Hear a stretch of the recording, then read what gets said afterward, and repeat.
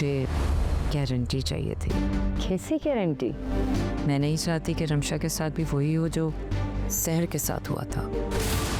तुम्हारी अम्मी तुम्हें घर से चले जाने के लिए कैसे कह सकती है? और घर तो तुम्हारे नाम है।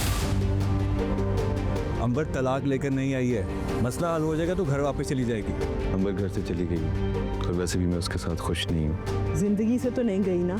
जिंदगी से भी चली जाएगी।